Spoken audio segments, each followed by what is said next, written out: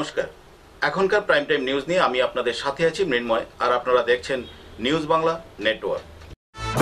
সংবাদ নিবেদন করছেন cloud 99 splash of energy, Rajan jewellers, Vivekananda road, Dharmanagar, Uttar Tripura. সহযোগী নিবেদক Roy jewellery works, Vivekananda road, Dharmanagar. এখন খবর বিস্তারিত। একই রাতে 3টি বাড়িতে চুরিকাণ্ড সংগঠিত করল নিশি কুটুম্বের দল। ঘটনা কদমতলা থানাধীন ভারত বাংলা সীমান্ত বকবকি ও টুলগাঁও এলাকায়। নগদ অর্থ, স্বর্ণালঙ্কার, মোবাইল নিয়ে পালিয়ে যায় চোরের দল। এই ঘটনায় স্থানীয় থানার রাতের টহলদারি নিয়ে প্রশ্ন দেখা দিয়েছে জনমনে। উত্তর জেলার কদমতলা থানাধীন ভারত বাংলা সীমান্তে অবস্থিত বিষ্ণুপুর গ্রাম পঞ্চায়েতের 4 নং ওয়ার্ডের বিকাশ দাস ও পাশের বাড়ির অমিতা দাসের ঘরে রাতের অন্ধকারে চোরের দল হানা দেয়। ঘরের দরজা ছিটকিরি ভেঙে ঘরে প্রবেশ করে। বিকাশ দাসের ঘর থেকে নগদ 10,000 টাকা, দামি অ্যান্ড্রয়েড মোবাইল ফোন নিয়ে যায়। তারপর বিকাশ দাসের পাশের বাড়ি অমিতা দাসের শোবার ঘরে চোরের দল ঢুকে একটি মোবাইল ফোন, রূপার কিছু অলংকার, নগদ সামান্য কিছু অর্থ সহ জ্বর পরিমাপের থার্মোমিটার নিয়ে যায়। ওই বাড়িতেও একইভাবে ঘরের দরজা ছিটকিরি ভেঙে ঘরে প্রবেশ করে চোরের দল। একই রাতে পাশের গ্রামের পশ্চিম ইছাই লালছড়া গ্রাম পঞ্চায়েতের 5 নং ওয়ার্ডের বাসিন্দা মানিক দাসের ঘরের দরজার লক ভেঙে ঘরে প্রবেশ করে ঘর থেকে নগদ 7,000 টাকা, একটি অ্যান্ড্রয়েড মোবাইল ফোন সহ সোনার নাকের একটি অলংকার নিয়ে যায় চোরের দল। যদিও এর পূর্বে ওই সকল এলাকায় কোনোদিন চুরিকাণ্ড সংঘটিত হয়নি, সুতরাং প্রথমবারের মতো বকবকি ও টুলগাঁও এলাকায় চুরিকাণ্ড সংঘটিত হওয়ায় জনমনে তীব্র আতঙ্ক সৃষ্টি হয়েছে। স্থানীয় কদমতলা থানায় একই রাতে পরপর 3 বাড়িতে এই রকম দুঃসাহসিক চুরিকাণ্ড সংঘটিত হওয়ার অভিযোগ জানালে যে সকল বাড়িতে চুরিকাণ্ড সংঘটিত হয়েছে তাদের বক্তব্য, ওনাদের পূর্বপুরুষদের আমল থেকে ওই সকল এলাকায় কোনোদিন চুরির ঘটনা ঘটেনি। গতকাল রাত্রিবেলা পরপর 3 বাড়িতে চোরের দলের দুঃসাহসিক চুরি সংঘটিত হওয়ার পর ওনাদের মনে তীব্র আতঙ্ক সৃষ্টি হয়েছে। ওনাদের বক্তব্য, একদিকে গোটা দেশব্যাপী চলছে করোনা ভাইরাসের মহামারী, তাই রুজি রোজগারের ভাটার টান, নুন আনতে পান্তা ফুরোচ্ছে গৃহস্থের। অপরদিকে রাতের আধারে গৃহস্থের ঘরে নিশি কুটুম্বদের সাফাই অভিযান। তাই স্থানীয় জনগণ বকবকি, টুলগাঁও, পশ্চিম ইচাই লালছড়া এলাকায় কদমতলা থানার রাতের টহলদারির দাবি তুলছেন। স্থানীয়দের অভিযোগ, আজ পর্যন্ত ওই সকল এলাকায় রাতের বেলা কদমতলা থানার টহলদারি গাড়ি বা বিট প্যাট্রোলিংয়ের বাইকের টহলদারি দেখা যায়নি। যদি রাতের বেলায় ওই সকল এলাকায় কদমতলা থানার টহলদারি থাকতো তাহলে হয়তো একই রাতে 3টি বাড়িতে চোরের দলের দুঃসাহসিক চুরিকাণ্ড সংঘটিত করতে পারত না। অপরদিকে আরও জানা যায় যে একই রাতে যে 3টি বাড়িতে চোরের দল চুরিকাণ্ড সংঘটিত করেছে ওই সকল বাড়ির লোক কিছুটা আন্দাজ করতে পেরেছেন যে 2টি মাঝবয়সী লোক কালো রঙের ড্রেস ও পাগড়ি লাগিয়ে লালছড়া বকবকি সড়কের উপর দিয়ে হেঁটে যাচ্ছে। তাই স্থানীয়দের প্রাথমিক অনুমান, ওই 2 ব্যক্তি একই রাতে পরপর 3টি বাড়িতে চুরিকাণ্ড সংঘটিত করেছে। এখন দেখার বিষয়, কদমতলা থানার পুলিশ ওই চুরির কাণ্ডের সাথে জড়িত কুখ্যাত চোরদের পাকড়াও করতে কতটুকু তৎপর হয় এবং ওই সকল এলাকায় রাতের টহলদারি পুলিশ চালু করে কিনা তা দেখার। আমি তো কিছু বুঝছি না, আমি ঘুম থেকে উঠে দেখি যে এরকম সবকিছু খোলা, তো সুকে সুকে সবকিছু খোলা, আর আমার টাকা পয়সা কিছু নাই। কোন সময় ঘুম থেকে উঠতে দেখছো? আমি ঘুম থেকে উঠছি ঠিক 5টার সময়, তো উঠে দেখি যে আমার টাকা পয়সা কিছু নাই, আর আমার মোবাইলও আসিল, এটাই নাই। কেটে কেটে নিছে? কত নগদ, কত টাকা? মোবাইল একটা নিছে, আর 7,000 টাকা নিছে, আর একটা সোনার নাকের নিছে। তো আমরা নিজেও বুঝতে পারতাম না, আর আমরা এমন হয়েছে এই কারণে আমরা এখানে চুরি হয়েও নাই। এর লাগে আমরা দরজা জানলা এমনভাবে মানে অত করে লাগাই না, কারণ চুরি কোনোদিন ছোট থাকতে কম মতো চুরি হয়েছে। তখন যদি পুলিশ একটু ভালো পদক্ষেপ নেয়, তাহলে ঠহল যদি রাস্তা রাস্তা দেয়, তাহলে চুরিটা যাতে না হয়, এটাই আমরা মানে করতে। এক তো লকডাউন, আর্থিক অভাব হয়, একটা লকডাউন এবং পয়সা তো একদম অবস্থা। আপনারা কেটে কেটে নিছে? আমার নিচে টাকা ক্যাশ 10,000, মোবাইল এবং চার্জার। কদমতলা প্রতিনিধি রিপোর্ট, নিউজ বাংলা। ভারত বাংলাদেশ সীমান্তে থাকা মসজিদ না ভেঙে কাঁটাতারের বেড়া দেওয়ার দাবি জানিয়েছেন সাংসদ প্রতিমা ভৌমিকের কাছে এলাকাবাসী।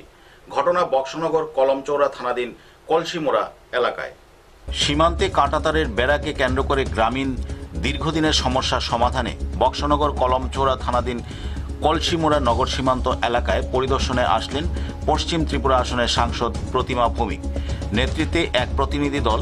একদিকে প্রতিনিধি দলে ছিলেন সিপাহীজলা জেলাশাসক সিকে জমাতিয়া, জেলা police super Krishnendu Chakraborty, ৭৪ battalion বিএসএফের উচ্চপদস্থ আধিকারিক কমল কুমার পাণ্ডে ও বিভিন্ন আধিকারিকগণ এবং কলমচৌড়া থানার আধিকারিকরা। এদিনের পরিদর্শনকালে এলাকার পক্ষ থেকে গ্রামবাসীরা দাবি জানান, সীমান্তের নিকটবর্তী স্থানে সংখ্যালঘু সম্প্রদায়ের ধর্মীয় স্থান মসজিদ রয়েছে। তাদের দাবি সেই মসজিদকে না ভেঙে সীমান্তের কাঁটাতারের কাজ সম্পূর্ণ করার জন্য।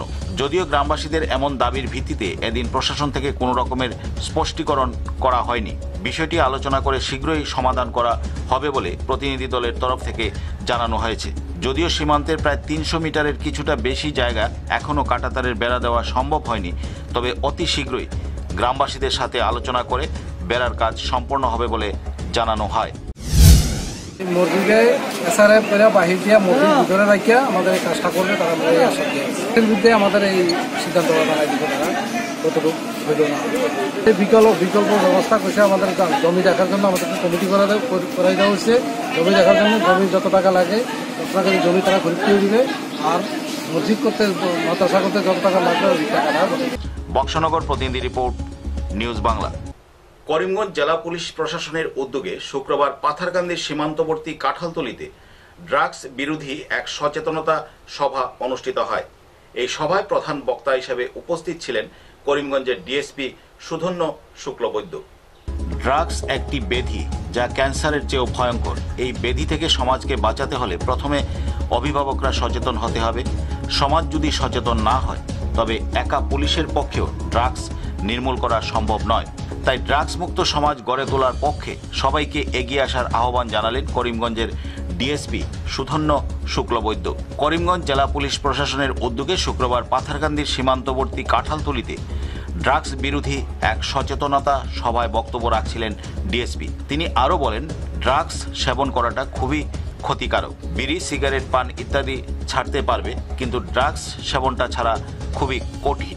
একটি গ্রামে যদি একজন ড্রাগস সেবনকারী থাকে তবে কয়েকদিনের মধ্যে গ্রামের আরও বেশ কিছু যুবককে এই নেশায় আকৃষ্ট করে ফেলবে এবং শেষ পর্যন্ত তারা ড্রাগস কারবারে জড়িয়ে পড়বে।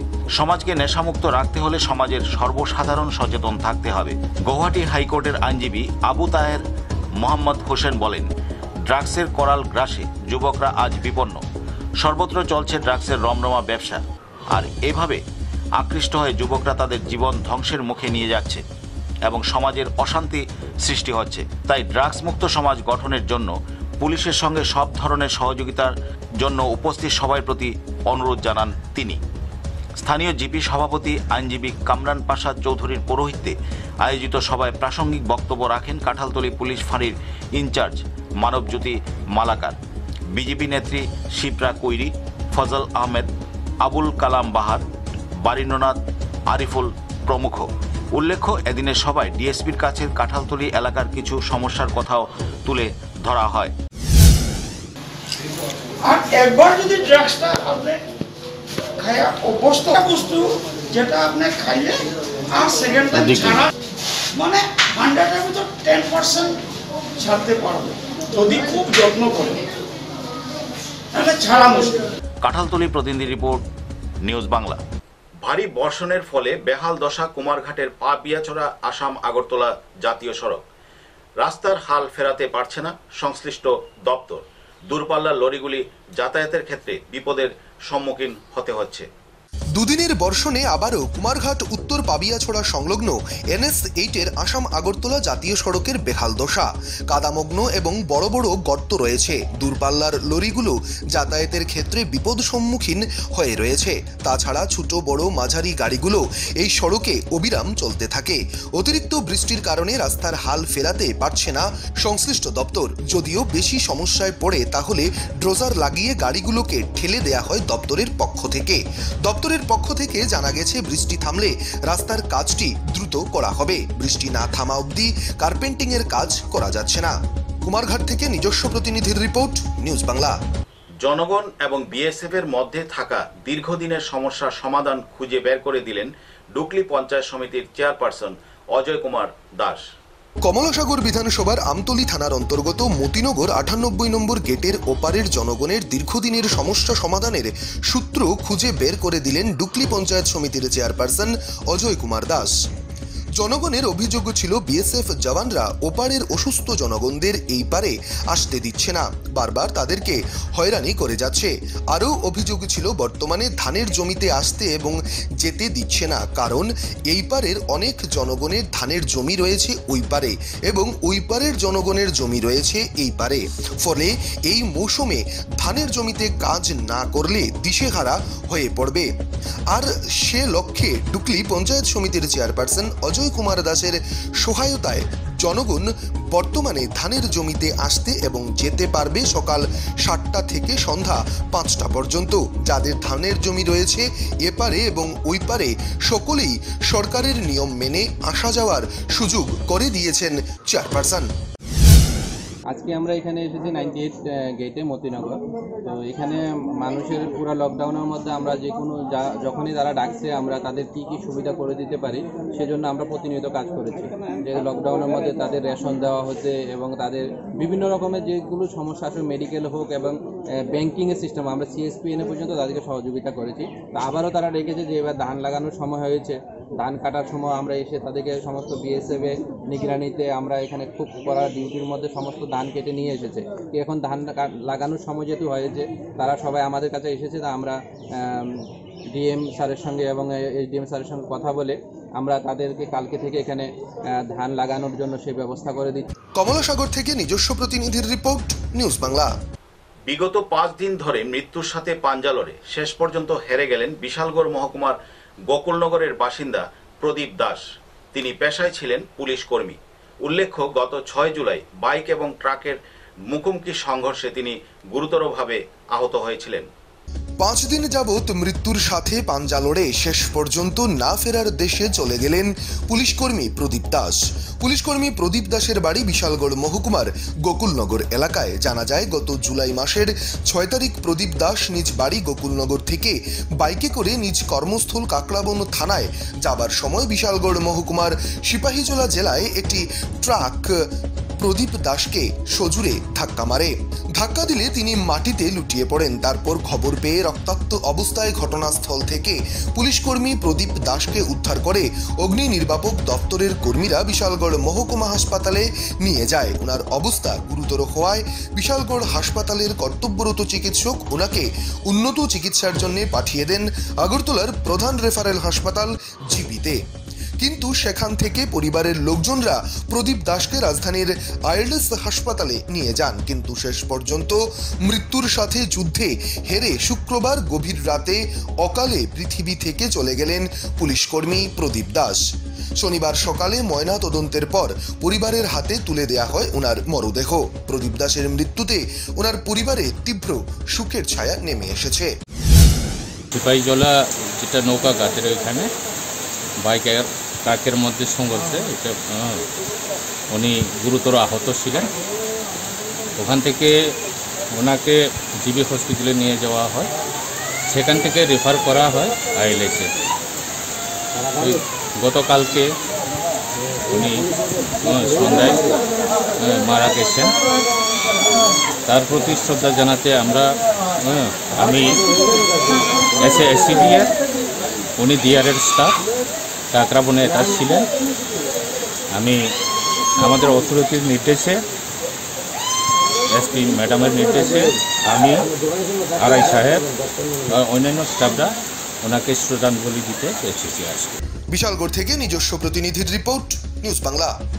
রাজ্য সফরের দ্বিতীয় দিনে বিজেপির প্রদেশ কার্যালয়ে জেলা স্তরের নেতৃত্বদের নিয়ে বৈঠক করলেন বিজেপির সর্বভারতীয় সম্পাদক রাম মাধব। এই বৈঠকে দলীয় কর্মসূচি ও সাংগঠনিক শক্তি বৃদ্ধি নিয়ে আলোচনা হয়। রাজ্য সফরের দ্বিতীয় দিনে বিজেপির প্রদেশ কার্যালয়ে জেলা স্তরের নেতৃত্বদের নিয়ে বৈঠক করেন বিজেপির সর্বভারতীয় সাধারণ সম্পাদক রাম মাধব। শনিবার এই বৈঠকে উপস্থিত ছিলেন বিজেপির প্রদেশ সভাপতি ডক্টর মানিক সাহা, রাজ্য সাধারণ সম্পাদক টিঙ্কু রায় সহ অন্যান্যরা। এই বৈঠকে দলীয় কর্মসূচি এবং সাংগঠনিক শক্তি বৃদ্ধি করবার বিষয়ে আলোচনা করেন বিজেপির সর্বভারতীয় সাধারণ সম্পাদক রাম মাধব। জেলা নেতৃত্বদের কাছ থেকে সাংগঠনিক বিষয়ে খোঁজখবর নেন তিনি। একাধিক নির্দেশ দেন দলীয় নেতৃত্বদের। आईपीएफटी एंड बीजेपी हम दोनों सरकार में साथ में सरकार चला रहे हैं और हम उनसे आग्रह किया कि मिलजुल कर चलने के लिए दोनों तरफ अनुशासन की जरूरत है। तो अपने अपने कैडर सब अच्छा अनुशासन ढंग से एक दूसरे के साथ मिलकर काम करें और जब चुनाव का समय आएगा उस समय तय करेंगे बाकी विषय। एडीसी के बारे में कुछ बातें नहीं हुई? एडीसी के विषय में चर्चा हुई पर अंतिम निर्णय हम चुनाव घोषित होने पर तय करेंगे। আগরতলা থেকে নিজস্ব প্রতিনিধির রিপোর্ট, নিউজ বাংলা। রাজ্যে করোনা রোগীর সংখ্যা ক্রমশ বেড়েই চলছে। এই অবস্থায় রাজ্যে পুনরায় কিছুদিনের জন্য লকডাউন দেওয়ার বিশেষ আলোচনা চলছে। 2-1 দিনের মধ্যে এই বিষয়ে সিদ্ধান্ত নেওয়া হবে। শনিবার উমাকান্ত একাডেমি স্কুলে করোনা প্রতিরোধ অভিযানে বক্তব্য রাখতে গিয়ে এমনটাই বললেন মুখ্যমন্ত্রী বিপ্লব কুমার দেব। নতুন সরকার প্রতিষ্ঠিত হওয়ার পর আত্মনির্ভরতা এবং নতুন কিছু করবার চিন্তাভাবনা রেখে কাজ করে চলেছে রাজ্যের নতুন সরকার। আর সরকারের কাজ এমন হওয়া প্রয়োজন যাতে জনগণের ভালো হয়, আর এটাই প্রধানমন্ত্রীর চিন্তাভাবনা। দেশের প্রধানমন্ত্রী দেশবাসীর জন্য যে সমস্ত যোজনা চালু করেছেন এগুলো দ্বারা মানুষ সারা জীবন খুশি থাকবে। বেকারদের কর্মসংস্থান হবে, কৃষকরা উপকৃত হবেন। রাজ্যের মাননীয় মুখ্যমন্ত্রী করোনা আবহে কৃষকদের যাতে ক্ষতি না হয় সেদিকে চিন্তাভাবনা করে যেমন একদিকে সেলফ হেল্প গ্রুপের মাধ্যমে সাপ্তাহিক আনারস এবং লেবুর রস বিতরণের সিদ্ধান্ত নিয়েছেন।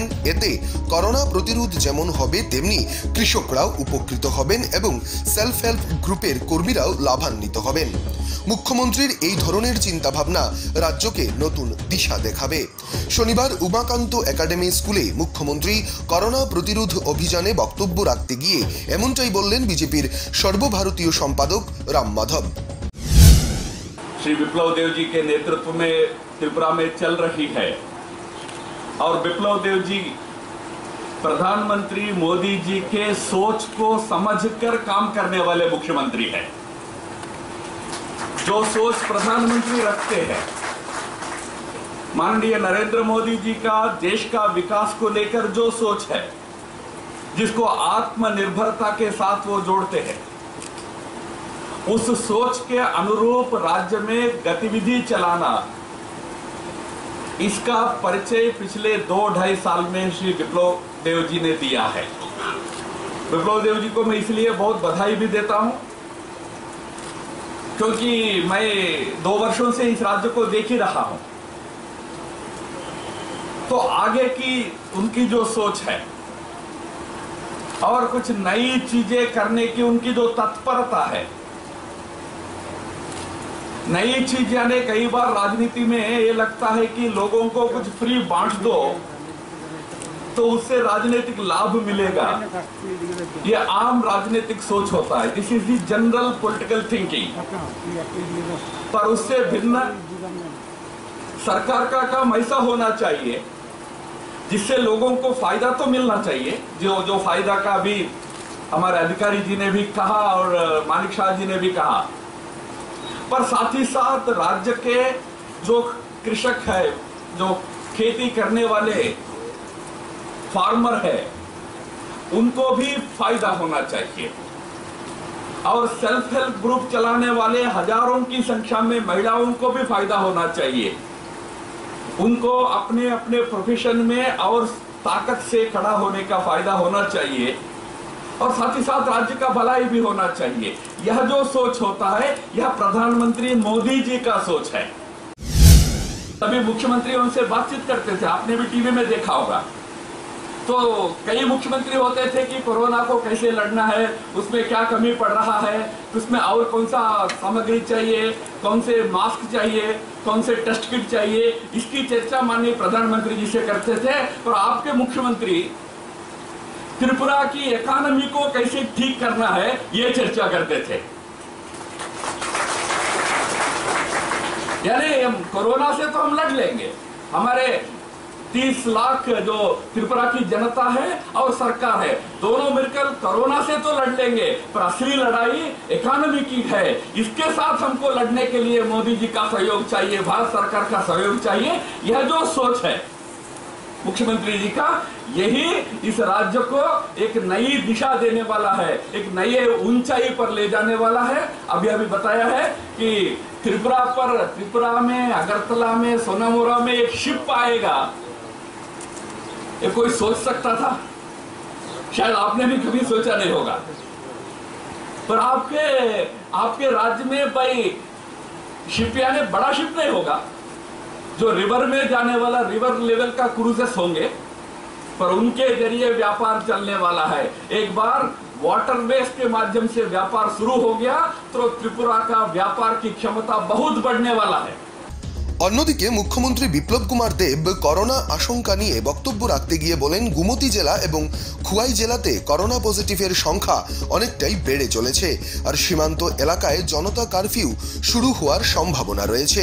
আর যদি কেউ সীমান্ত পার হয়ে রাজ্যে প্রবেশ করবার প্রচেষ্টা করে তাহলে সাথে সাথে যাতে প্রশাসনকে অবগত করা হয়। এ বিষয়ে মুখ্যমন্ত্রী সাধারণ মানুষকে সতর্ক থাকবার আহ্বান জানিয়েছেন। তিনি আরও বলেছেন, মানুষের মধ্যে সচেতনতা জাগ্রত করতে সন্ধ্যা 7টা থেকে নাইট কারফিউ অথবা কিছুদিনের জন্য লকডাউন দেওয়ার বিষয়ে আলোচনা চলছে। আগামী দুদিনের মধ্যে চূড়ান্ত সিদ্ধান্ত হবে বলে তিনি জানিয়েছেন। আর রাজ্যে করোনার প্রকৃত অবস্থা কি বুঝতে গ্রামে গ্রামে টেস্ট শুরু হয়েছে বলে জানিয়েছেন মুখ্যমন্ত্রী বিপ্লব কুমার দেব। আমি শুধু আপনাদেরকে এটাই অনুরোধ করব যে আগরতলার আশপাশে বর্ডার এরিয়াতে গোমতি, খোয়াই, তাতে পজিটিভ কেস বেশি আসছে, তার মোকাবেলা করা। মাঝখানে একদিন আমরা সম্পূর্ণ লকডাউন করেছি এবং ত্রিপুরাবাসীকে আমি ধন্যবাদ জানাবো, সম্পূর্ণরূপে সেই লকডাউন সবাই স্বতঃস্ফূর্তভাবে পালন করেছে। তো এই যে সময়কালটা, এই সময়টা আমরা যদি পেরিয়ে আসতে পারি, নিশ্চিত আসবো, তবেই করোনাকে সম্পূর্ণরূপে পরাজিত করে দেবে। তার জন্য রাজ্য সরকার কিছু নতুন ইনিশিয়েটিভ আজকে কালকের মধ্যে নেবে। বর্ডার অঞ্চলে যে জনতার কারফিউ, সেটা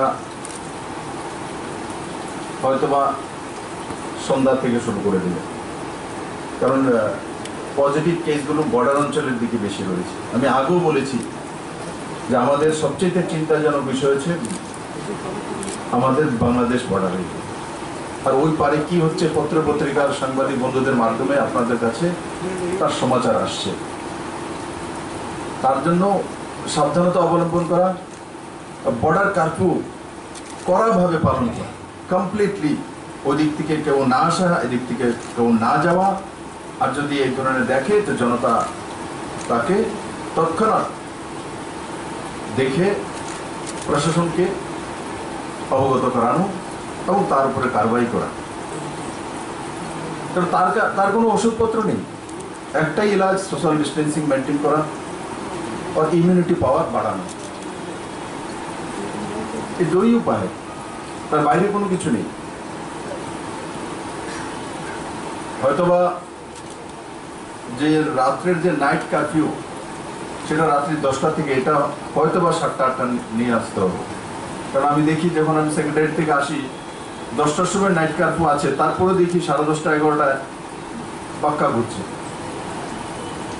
তো এটা কোনো মানে আদর্শ করোনার সঙ্গে লড়াই করার উদাহরণ নয়। এদিনের অনুষ্ঠানে উপস্থিত ছিলেন প্রদেশ বিজেপি সভাপতি ডক্টর মানিক সাহা এবং সদর মহকুমা শাসক অসীম সাহা সহ অন্যান্যরা। পরে মুখ্যমন্ত্রী এবং বিজেপির সর্বভারতীয় সাধারণ সম্পাদক রাম মাধব আনারস এবং লেবুর জুস তুলে দেন সাধারণ মানুষের মধ্যে। আগরতলা থেকে নিজস্ব প্রতিনিধির রিপোর্ট, নিউজ বাংলা। শনিবার সরকারের শরিক দল আইপিএফটির 2 মন্ত্রী, বিধায়ক ও নেতৃত্বদের নিয়ে বৈঠক করলেন বিজেপির সর্বভারতীয় সম্পাদক রাম মাধব।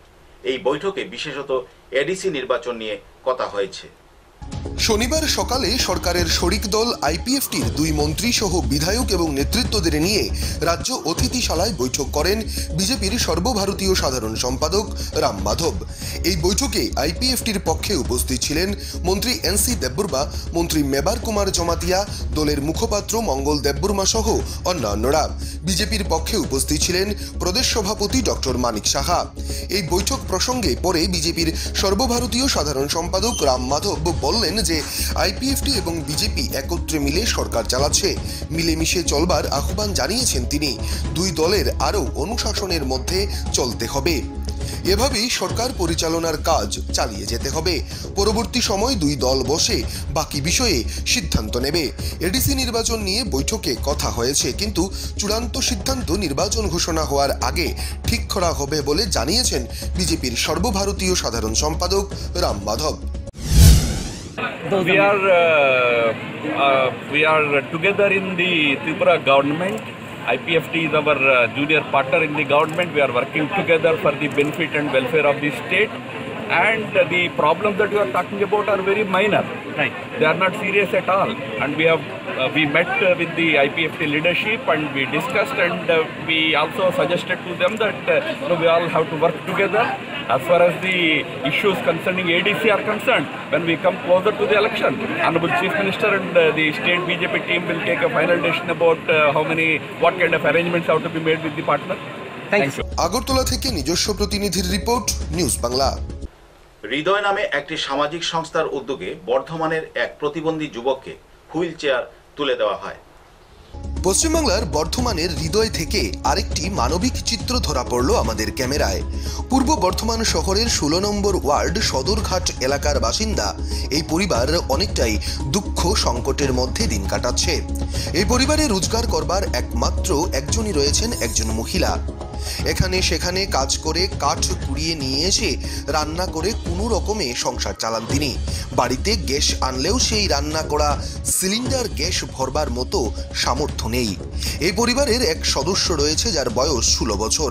জন্ম থেকে 6 বছর পর্যন্ত তার শারীরিক অবস্থা ভালো ছিল না, কিন্তু এরপর থেকে যত বয়স বাড়তে থাকে ততই তার শারীরিক অবস্থা আরও খারাপ হতে থাকে। বর্তমানে প্রতিবন্ধী অবস্থায় বাড়িতে পড়ে রয়েছে এই যুবকটি, যার নাম সৌমেন বাউরি, এবং তার মা মালারানী বাউরি। তার স্বামী স্ট্রোক হয়ে প্যারালাইজ অবস্থায় ঘরে পড়ে রয়েছেন। এখন সংসার চালানোর মতো বাড়িতে কোনো পুরুষ লোক নেই। একমাত্র এই মহিলা 5 জনের সংসার একাই টেনে নিয়ে যাচ্ছেন। তাই এলাকারই এক মহিলা, যার নাম মামুনি, উনি যোগাযোগ করলেন পশ্চিমবাংলার পূর্ব বর্ধমানের একটি স্বেচ্ছাসেবী সংস্থা হৃদয়ের সাথে। তারপরেই রায়মণি দাস নামে একজন মহিলা বর্ধমানের হৃদয় সামাজিক সংস্থাকে একটি হুইল চেয়ার দান করলেন, এবং সেই হুইল চেয়ার বর্ধমান হৃদয়ের পক্ষ থেকে তুলে দেয়া হয় সেই শারীরিক প্রতিবন্ধী 17 বছরের যুবকের হাতে। রাসবিহারীর কাছে খবর পাঠিয়েছিলাম একবার হুইল চেয়ার দেওয়ার জন্য, কিন্তু কোনো ওরা মাথায় নেয়নি। একটি ছেলে, পঙ্গু ছেলে, তার নাম সোমনাথ বাউরি। সে হাঁটাচলা করতে পারে না, কথা বলতেও পারে না, সে খেতেও পারে না, তার কোনো রকম কোনো অনুভূতি সেরকম নেই। তাকে সাহায্যের জন্য পল্লব দাসের হাত ধরে আমরা এসেছি। এখানে তাকে হুইল চেয়ারের ব্যবস্থা করা হচ্ছে। পূর্ব বর্ধমান থেকে পাপাই সরকারের রিপোর্ট, নিউজ বাংলা। বেহাল সড়কে নাজেহাল আইটি ভিলেজের প্রায় 25,000 মানুষ, নাকাল নিত্যযাত্রীরা। বরাদপ্রাপ্ত সংস্থার গাফিলতিতে বেকায়দায় দপ্তরের কর্তারা।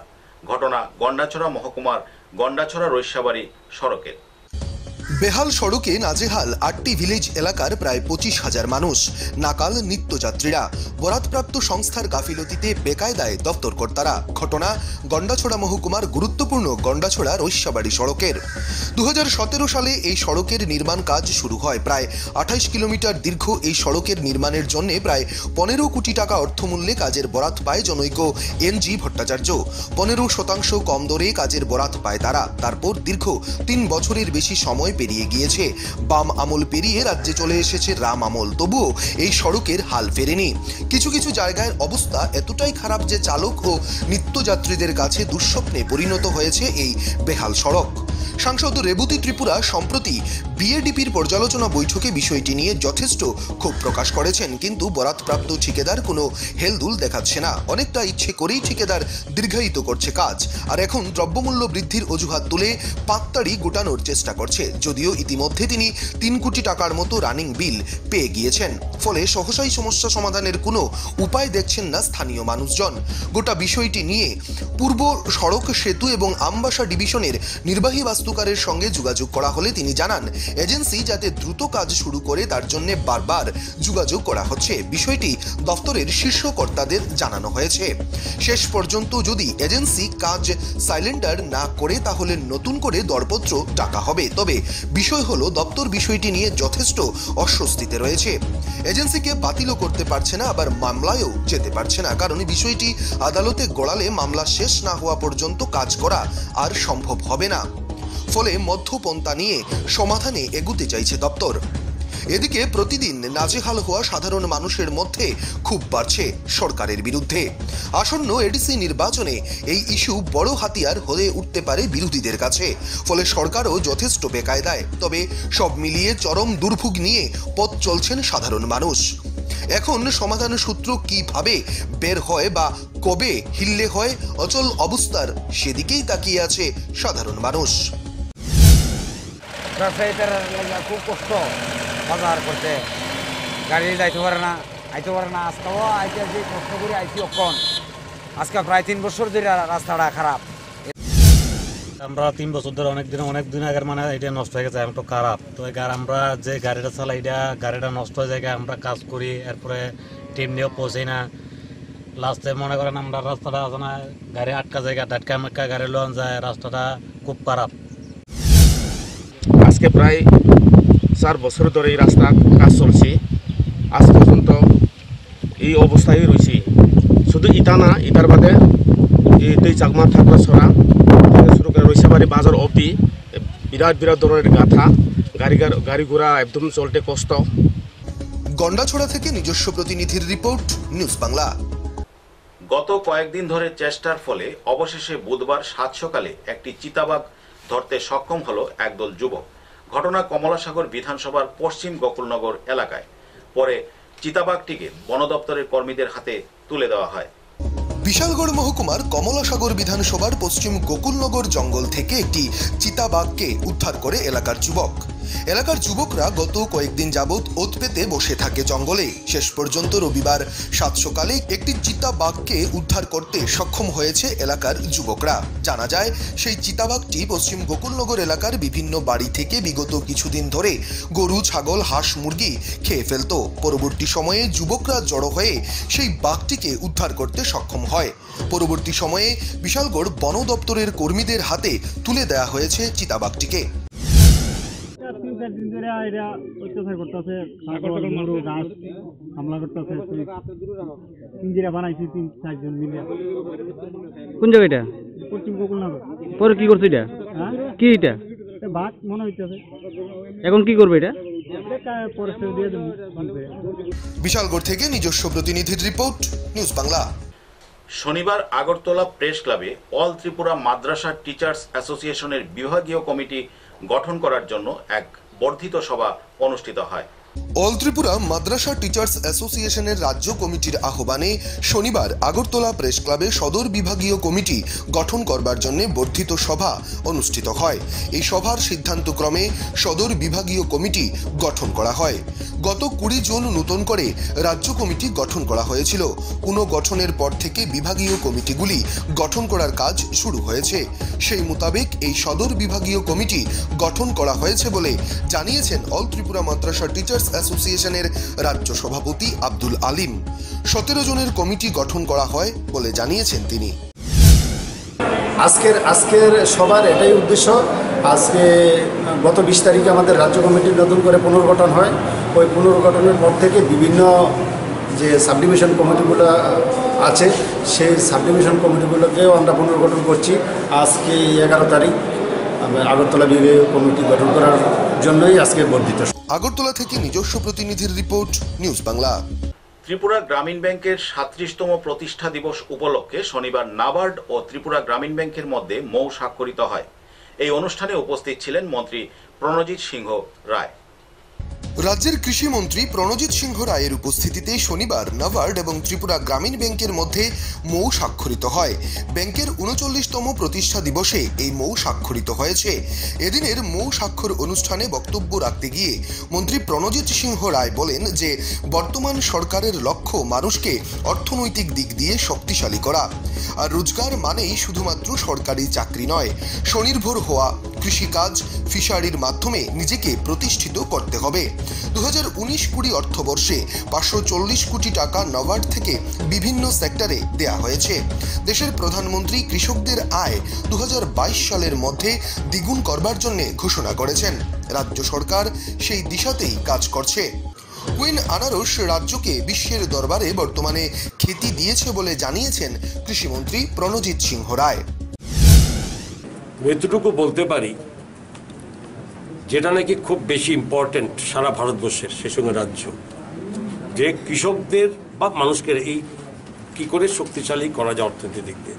আপনারা জানেন আমাদের সরকার, মাননীয় মুখ্যমন্ত্রী বলেছিলেন যে এক ত্রিপুরা শ্রেষ্ঠ ত্রিপুরা গড়বে। এবং যদি আমাদের ভিশন ডকুমেন্টসে আমরা বলে থাকি, আমাদের দলের একটা কথা বলা হয়েছিল যে রাজ্যকে, মানুষকে, যারা নাকি রোজগারবিহীন সব পরিবারকে রোজগারে আওতা আনা। এই রোজগারের অর্থ এই ছিল না যে প্রত্যেকের সরকারি চাকরিতে রোজগার বাড়ানো যাবে, বিভিন্ন স্কিমে দেওয়া যাবে। কৃষকের মতো পাচ্ছে, যারা গোটারি, যারা ফিশারিজ করেন, যারা এআরডিডি বিভিন্ন ব্যবসা করেন, গোটারি বা ডায়েরি থেকে শুরু করে তাদের সাথে ব্যবসা, এদেরকে কি করে সাপোর্ট দেওয়া যায়। ভারত সরকারের অনেক স্কিম মধ্যে নাবার্ড গত 19 কোটিতে 540 কোটি টাকার মতো এ রাজ্যের বিভিন্ন স্কিমে আমাদের রাজ্যের উন্নয়নের ব্যয় করেছে। এখানে প্রচুর প্রজেক্ট আছে, অনেক, যেমন আত্মনির্ভর করে বানানোর জন্য ভারত সরকার প্রায় 4000 কোটি টাকা দেওয়া হয়েছে, যেখানে এই রাজ্যের মানুষের কৃষিক্ষেত্র থেকে শুরু করে বিভিন্ন সেক্টর তাদেরকে উপকৃত হবে। তো এই নিয়ে দীর্ঘ আলোচনা হয়েছে আজকে নাবার্ডে এই তাদের ফাউন্ডেশন ডে উপলক্ষে। এখানে বিভিন্ন যারা গ্রামীণ ব্যাংক, ওনাদেরকেও ওনার বিভিন্ন ইয়েতে বিভিন্ন স্কিমে, হ্যাঁ, ওনার হাতে তো sanction letter, Tripura cooperative bank থেকে শুরু করে ফার্মার্স ক্লাব, বাগমা, বিভিন্ন ফার্মারদের অর্গানাইজেশনকে তারা বিভিন্ন স্কিমের মধ্যে তাদেরকে যাতে কাজ করতে পারে এবং ফার্মারদের সাথে কাজ করতে পারে, সেই জন্য অনেক স্যাংশন লেটার এগুলো আজকে এখানে দেওয়া হয়েছে। আগরতলা থেকে নিজস্ব প্রতিনিধির রিপোর্ট, নিউজ বাংলা। গোপন সংবাদের ভিত্তিতে অভিযান চালিয়ে একটি বাড়ি থেকে অবৈধ কাঠ চেরার মেশিন উদ্ধার করল করিমগঞ্জের ডিএফও। ঘটনা নিলামবাজারের লালপুল এলাকায়। আগামী দিনেও এরকম অভিযান জারি থাকবে বলে জানান ডিএফও জে আলী। আসামের নিলামবাজারের লালপুল থেকে অবৈধ কাঠ চেরবার মেশিন জব্দ করলেন ডিএফও। চুরাই কাঠ ব্যবসায়ী সহ বন মাফিয়াদের দৌরাত্ম্য কমাতে করিমগঞ্জের ডিএফও আদা জল খেয়ে মাঠ চষে বেড়ালেও বনদস্যুদের তেমন বাগে আনবার খবর নেই। ওরা নতুন ফর্মুলায় বন কর্মীদের চোখে ধুলো দিয়ে তাদের ত্রাসের রাজত্ব কায়েম রাখবার অপচেষ্টা চালিয়ে যাচ্ছে। তবুও হাল ছাড়ছেন না ডিএফও জে আলী। শনিবার এক অভিযানে তিনি দলবল নিয়ে নিলামবাজার এলাকার বটরশি ফরেস্ট এলাকার লালপুল এলাকায় হানা দিয়ে এক ব্যক্তির বাড়ি থেকে অবৈধ কাঠ চিরবার মেশিন জব্দ করেন। তবে এই কাণ্ডে কাউকে ধরপাকড় করতে পারেননি তিনি। ডিএফও জানান এমন অভিযান অব্যাহত থাকবে। আগামী সপ্তাহে অনুরূপ অভিযান চালানো হবে পাথারকান্দির বিশেষ একটি এলাকায়। এদিনের অভিযানে অন্যান্যদের মধ্যে ছিলেন সদর রেঞ্জার শিবহরি সিনহা সহ প্রোটেকশন রেঞ্জার সাজ্জাদ আলী প্রমুখরা। নিলামবাজার থেকে নিজস্ব প্রতিনিধির রিপোর্ট, নিউজ বাংলা। করোনা প্রতিরোধে ভিটামিন সির প্রয়োজনীয়তা রয়েছে, তাই রাজ্যে শুরু হয়েছে মুখ্যমন্ত্রীর করোনা প্রতিরোধ অভিযান। তারই অঙ্গ হিসাবে শনিবার ধর্মনগর বাবুরবাজার এলাকায় শিল্পশ্রী এসএইচজি গ্রুপের উদ্যোগে বিনামূল্যে আনারস ও লেবুর রস মানুষের মধ্যে বিতরণ করা হয়। রাজ্যে করোনার প্রকোপ দিন দিন বেড়েই চলেছে। করোনা ভাইরাস থেকে মানুষকে মুক্ত রাখতে সরকার বিভিন্ন স্বাস্থ্যবিধি মেনে চলার জন্য নীতি নির্দেশিকা জারি করেছে। তার মধ্যে একটি হচ্ছে ভিটামিন সি এর ব্যবহার। ডাক্তাররা পরামর্শ দিচ্ছেন ভিটামিন সি খাওয়ার জন্য। আর সেই কথা মাথায় রেখে রাজ্যের মুখ্যমন্ত্রী বিপ্লব কুমার দেব রাজ্যব্যাপী করোনা প্রতিরোধ অভিযান শুরু করেছেন।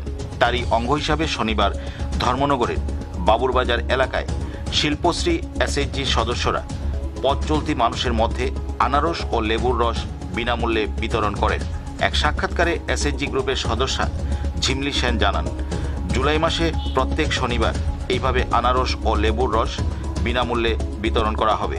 তবে এটা শুধুমাত্র শহর অঞ্চলের মানুষের জন্য, গ্রামীণ এলাকার জন্য নয়। তাহলে জনগণের মধ্যে একটা প্রশ্ন স্বাভাবিকভাবে দেখা দিয়েছে, গ্রামীণ এলাকার মানুষ কি করোনা ভাইরাসে আক্রান্ত হবে না? আমরা 4 দিনের প্রোগ্রাম, প্রত্যেক শনিবারে আমরা প্রত্যেক ওয়ার্ডে ওয়ার্ডে লেবু আর আনারসের রস, ভিটামিন সি করোনার জন্য খাওয়াইতেছি আর কি, প্রত্যেক এসএইচজি গ্রুপ থেকে। এটা কতদিন চলবো?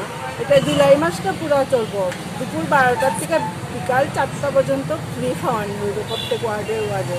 এটা কি শহর অঞ্চলে না গ্রামে? না, শুধু নগর পঞ্চায়েতের ভিতরে এই প্রোগ্রামটা, মানে গ্রামে কোনো নাই? না, গ্রামে না। নিজস্ব প্রতিনিধি রিপোর্ট, নিউজ বাংলা। এখনকার মতো প্রাইম টাইম নিউজ এ পর্যন্তই। আমাদের পরবর্তী সংবাদ দেখার জন্য চোখ রাখুন নিউজ বাংলার পর্দায়।